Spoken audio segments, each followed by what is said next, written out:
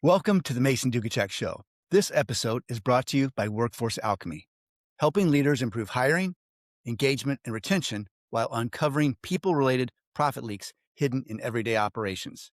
Today's guest is Ginny, a #1 best-selling author, keynote speaker, and founder of the globally top-ranked personal growth podcast, Unsubscribe with Ginny.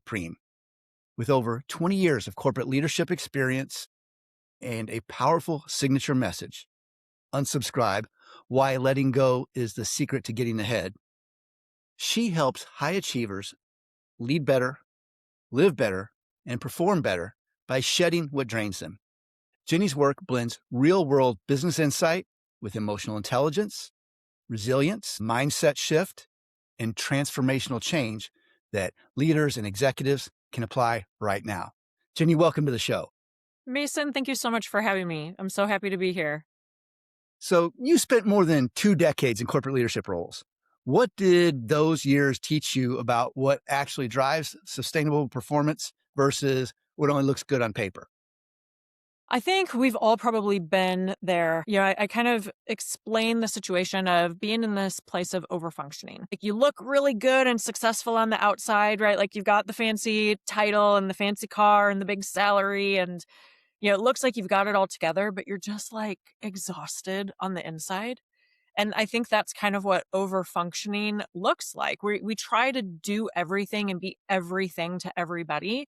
And at what cost, right? Like you talked about the quiet leaking, right? Like the profit leaking and the profit loss. Like when we are constantly busy, busy, busy, are we actually being productive? I got reminded just the other day that sometimes you need to slow down to go faster and further. And that's one of the reasons why I was excited to have you on the show today. I'm really, really excited for the time we got. So looking back, what leadership habits have served you well early in your career, but eventually became limiting as your responsibilities grew?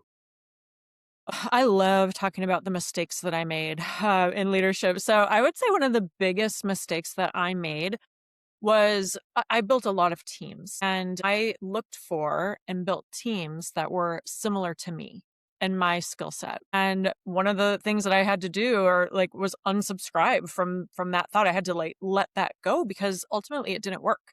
You have to build a functioning team. You have to manage it in a way that you're building on and bringing groups of people together that have different strengths. So if you've got one person that's really good communicator, one that's a really good connector, one that's really good with, the back end stuff like the admin operations, that actually makes a better performing team than trying to find more people that are similar to you, right? Like it's you're not going out to brunch. This is work that you're doing. And so you have to be really strategic about it. So many leaders struggle with holding on too long to roles, strategies, or even relationships. How can executives recognize when holding on is doing more harm than good? Mason, that is the crux of unsubscribe, right? Like why letting go is the secret to getting ahead because we do hang on to these things. It's like the sunk cost fallacy, right? We invest so much and so you keep sinking more into it because you've already invested so much. But how often have you left a job that was miserable or that, a relationship that was toxic and you're like, "Oh man, wish I would have hung on to that longer." No, it's always the opposite, right? Like people are like, "Man, I wish I would have done that sooner." And that's the whole, like that relief that you feel in those moments is what I want people to feel all of the time when they are using and utilizing the pillars of unsubscribe in everyday work and life. It's funny you say that because I look at things like momentum and I just reflect on just my life and the people I interact with and things I do and how it's so tempting that when you feel momentum, when you've invested time and you've invested energy down a particular path, and when you find out that the bridge is out up ahead, hey, I need to stop, turn around or pivot and not continue along this path.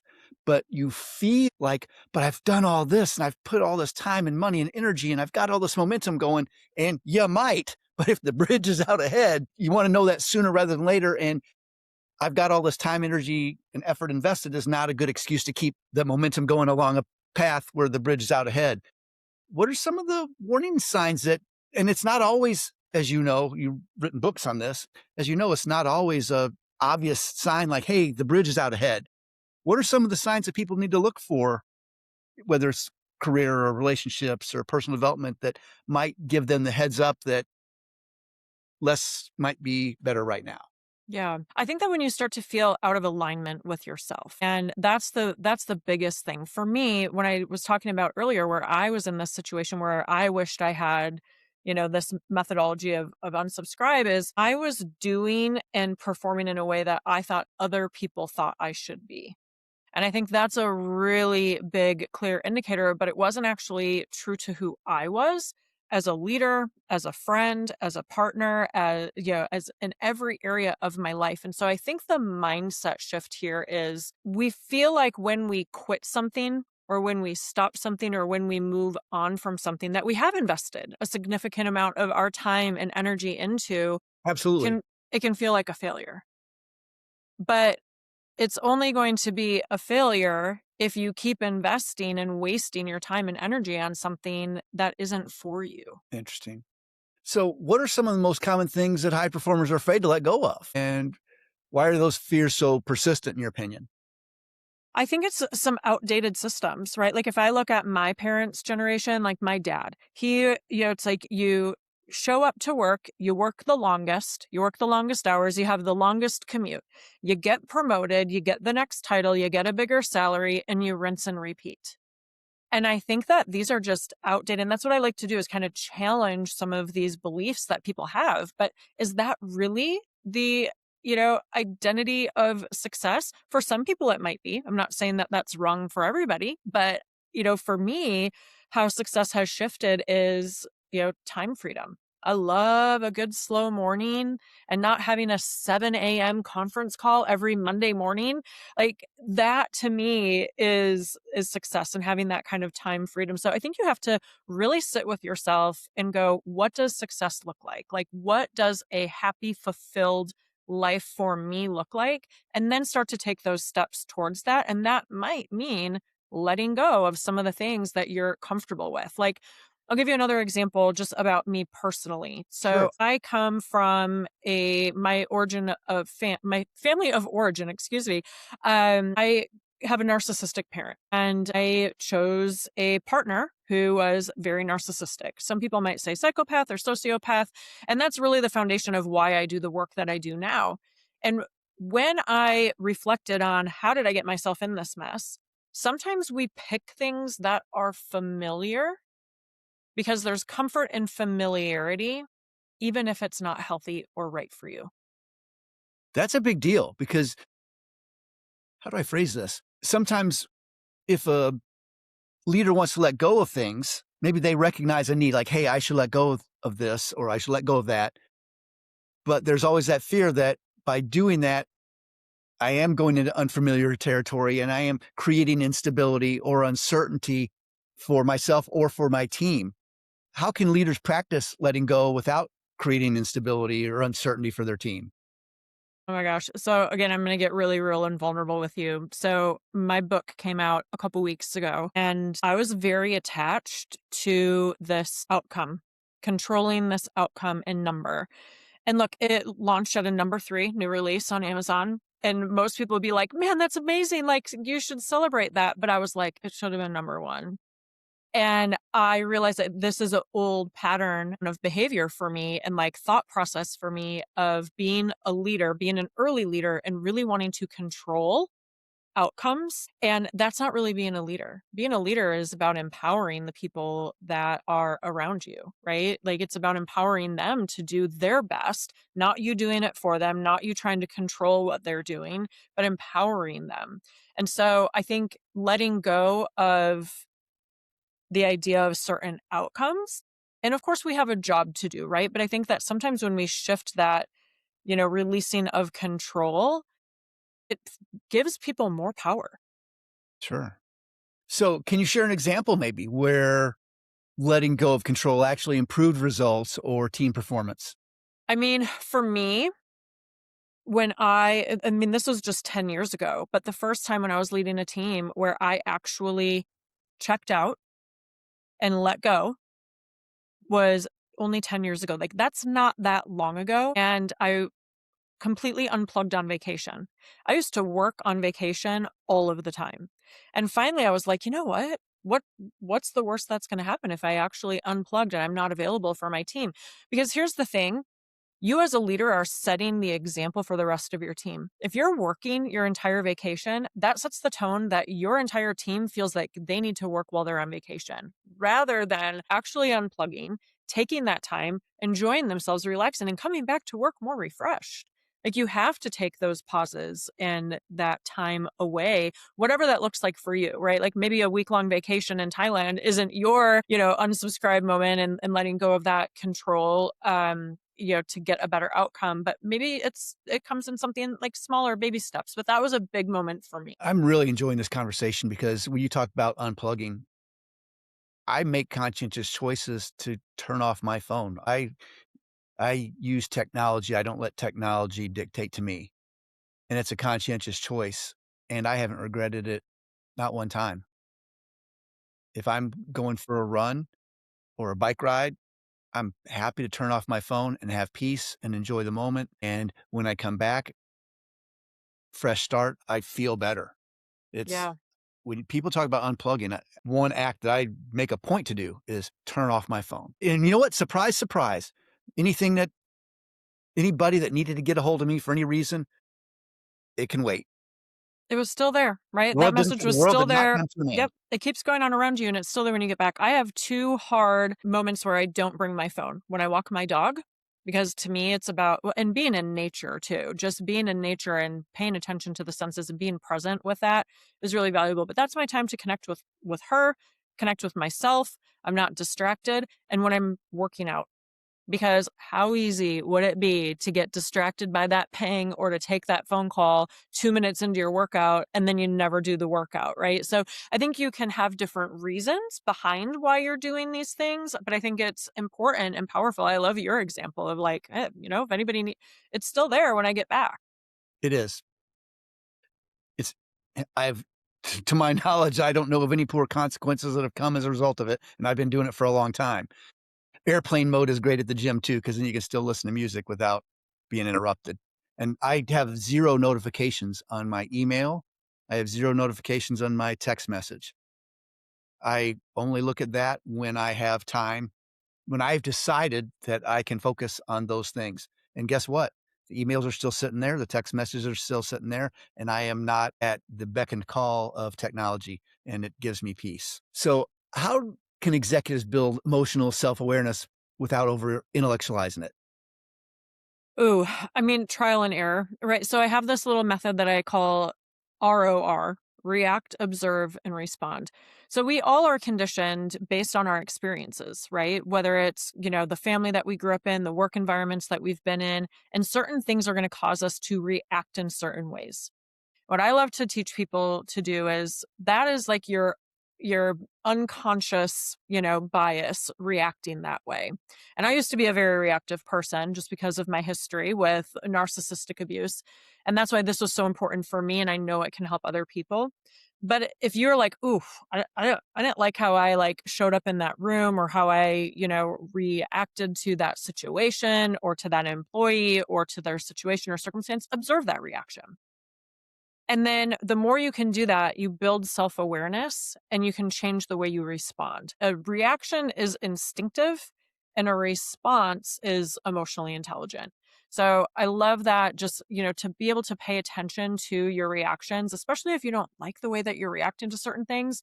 The best way to change it is observe and then respond. And it's like a muscle, right? Like I love you were talking about being in the gym. You have to continue to flex that muscle so that you continue to get better with it. So, I know burnout's often hidden behind competence. What warning signs do you see leaders ignore most often until it's too late? I don't think burnout has anything to do with competence. I think Well, it's what I mean by that is it's hidden behind competence. It's someone like, "Oh, I'm so good at what I do. I'm so good at what I do." And they have this idea that they have to maintain that appearance of super competence. And I think that burnout gets hidden behind that, and it's part of their identity. "Oh, I have to, this is part of what I do, and if I have got to be great at this," and I just feel that there's that I think people. I could be wrong, but my opinion is my observations have been that people hide behind that sometimes until they do burn out. Whereas if they would have maybe unsubscribed a little earlier and backed off a little bit, perhaps not. And I was just curious if you've seen some signs that leaders ignore, and if so, what they might be. Yeah, I think you're right. I totally agree. I think that it is that over functioning, right? Like the people that are willing to do anything and everything, the ones that are constantly That's what I'm taking, talking about. yeah, That's the what I'm talking ones, because they feel they have to do that to look competent or to look exceptional. mm-hmm. That's a Yep. better way of saying it. You said it better than I did, but same meaning. No, no, no, no. But also, like, they might be thinking, well, this is what I need to do to get the next promotion or to get the next raise, right? To do my job and everybody else is around me. And then, thinking that you're looking like the hero, but you're actually kind of falling apart inside. And I think so many people can relate to that because that's sort of that hustle culture Yes, that that's what we've been trained to like wear as a badge. And oh, here's my busyness. I'm so busy. But that busyness, everybody has the same amount of time. And, if you're just constantly busy with things, are you actually focusing on what truly matters? So, what's the difference between a healthy resilience and simply pushing through when rest or change is actually needed? Well, I have a hot take on resilience. I think it's a really overused word. I think it got used a lot during the pandemic. My belief is that as human beings, we are naturally resilient. None of us would be here through the pandemic if we weren't resilient. We are designed to bounce back from difficult times.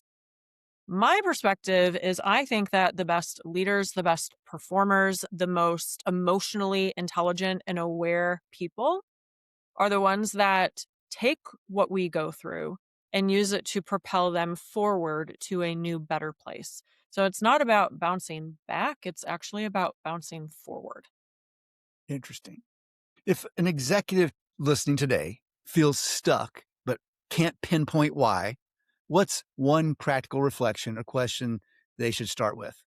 I think it's what do I find meaning in?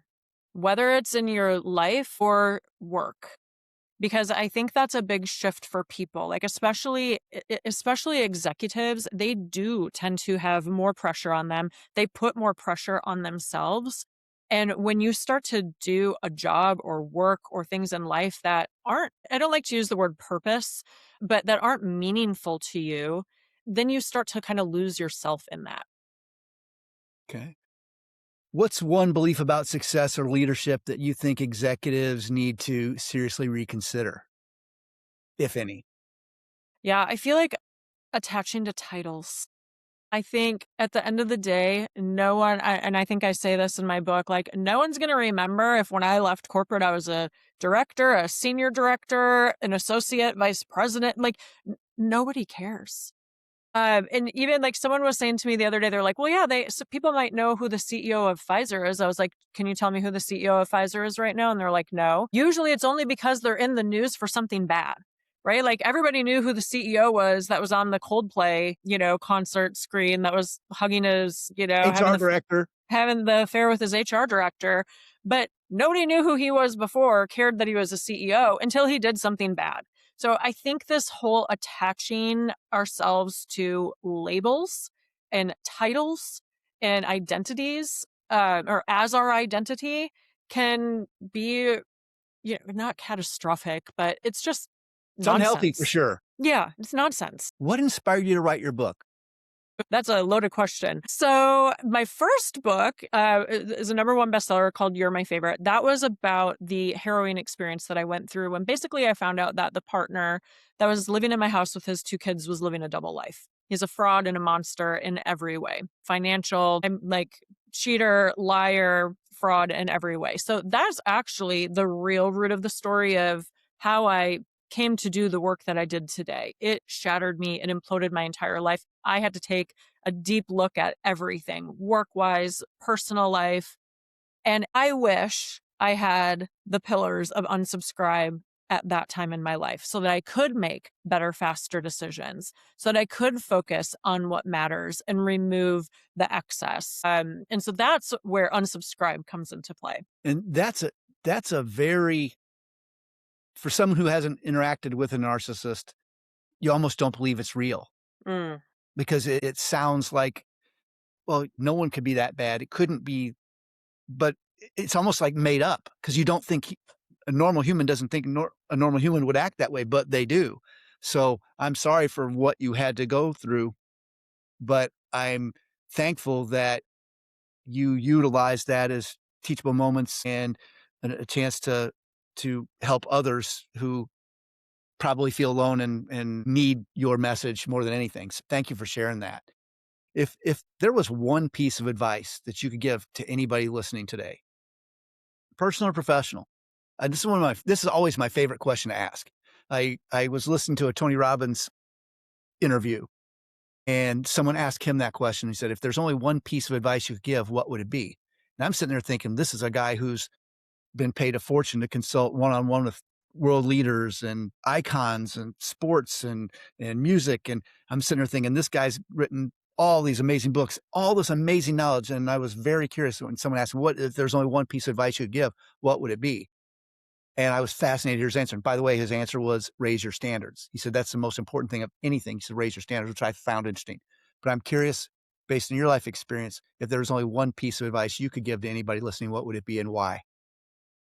I think it would be one of the core, like, foundations of my unsubscribe message, and that is that it's not about more, it's about less with intention. Living an intentional life is very different than living a life of being more, doing more, being more to everybody else around you, because then what happens is you tend to lose yourself. So one of the activities I like to do sometimes in my keynote sessions, and I'll do this with you, Mason, is who are the 5 most important people to you in your life? Obviously, I would start with family, and I want to be general there. So, because I could take up all five of them with that. But outside of family, I would say five most important people in my life other than family: pastor, and then the rest of them are close friends. And where Um, would you be on that list? how do you mean? Where would you put yourself? Like, were you even a consideration for the top 5 most important people in your life? Wow, no, that never crossed my mind. This is what I'm talking about. When we are Wow. always thinking about everybody else, right? Where do we come in? And that's where, like I said, that's kind of the crux of this whole message is it's not about doing more, being more. It's about doing less, but with intentionality. Because when, like, that's how we lose ourselves. That's how we get to that point of burnout. That's how we get to that point of over functioning, looking good on the outside, but for me, like, when I was in the height of this state, my body was screaming at me. I had abnormal skin cancer lesions removed from my body. My hair broke off and fell out, and I got shingles on my face in my 30s. That is not normal. Like, the stress that I was enduring and putting on myself, my body was literally screaming at me. So that is a really big, and I didn't mean to put you on the spot No, like no, that. I'm game. See, that's one of the reasons I really enjoy having these conversations because I get to talk to very, very, very smart people who are the tip of the spear in business and in personal development and leadership. And I hope that the people listening get as much value from these sessions as I do. But that you asked me an honest question and that never crossed my mind. And that was your gift to me today. And I hope that the people listening were experiencing that as I was thinking, well, gee, I didn't even put my name on that list either. And you should have, because Yeah, that was very powerful, you really very powerful should. moment. I mean, people sometimes come up to me afterwards in tears. They're like, honestly, I probably wouldn't have even been in the top 10 or 15 or 20. Like, it never would have even, myself would have never crossed my mind of being a priority in my own life. And I am a priority. I focus on personal development, professional development, spiritual, like I do all of those things. So my actions dictate that I am a priority. But the bottom line was when you asked that question, my name wouldn't have come up. I didn't even think of it. Yeah. And also keep in mind your thoughts create your feelings shape your mood becomes your reality. So the action and the thoughts have to align. Wow. I hope people are getting that. You just dropped some powerful, powerful wisdom right there. And I hope that people listening recognize that for what it is. That was a big share. Thank you. If people want to know more about you and the work you do, what's the best ways for them? What are the best ways for them to connect with you? Look, Mason, I like to keep things simple. Everything is my name, ginnypreem.com. I'm Ginny Preem on LinkedIn, Instagram, Facebook. That's just the way I like to, and on YouTube. So I do focus a little bit more on the narcissistic behavior and recovery from narcissistic abuse over on YouTube. But you can find my books and connect with all my socials on my website too. That's probably the easiest place. Thank you so much. It was absolute pleasure to have you on the show, and thank you for the work you do. Thank you for having me. It's been a pleasure.